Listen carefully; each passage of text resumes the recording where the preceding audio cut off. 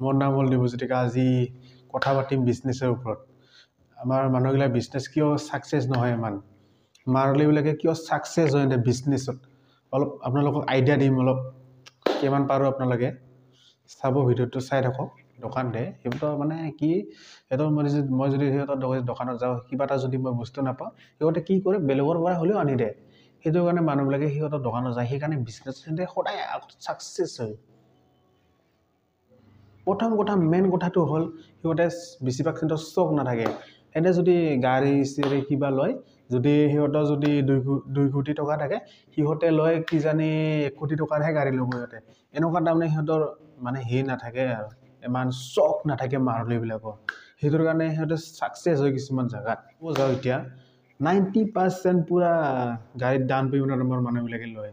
সিহঁতৰ হ'ল 2 কোটি টকা থাকিলে সিহঁতে 1 কোটি টকাৰহে গাড়ীখন লয়। সেইকাৰণে সিহঁতে বিজনেছটো ছাকচেছ। আৰু সিহঁতৰ মানুহবিলাক সিহঁতে মানে এখন যদি কিবা হৈ যায় দোকান, সিহঁতে ডনেট কৰি দিয়ে পইচা। আমাৰ মানুহবিলাকে সেইটো নেদেয়। এইটো তাৰমানে অলপ বেলেগ টাইপৰ বিজনেছ সিহঁতে, সেইকাৰণে ছাকচেছ হয় সিহঁতে মাৰোৱালীবিলাকে। সিদিনা মুকেশ আম্বানী পুতেকৰ বিয়া হৈ গ'ল। যি নেকি বিয়াত মুকেশ আম্বানীৰ 5% মানহে পইচা উৰাইছে। একোৱে নহয় সেইখিনি পইচা তাৰ। আমাৰ মানুহবিলাকেতো বহুত পইচা উৰাই দিয়ে, বিয়া চিয়া হওক, কিবা হওক, কাজ খানা হওক। সেইকাৰণে আমাৰ মানুহবিলাকে ইমান টকা পইচা ইমান নাথাকে। সিহঁতৰ মানে বিজনেছত অলপ বেলেগ টাইপৰ। আপোনালোকৰ মতামত অলপ জনাব। যদি ভিডিঅ'টো ভাল পালে লাইক শ্বেয়াৰ কৰিব।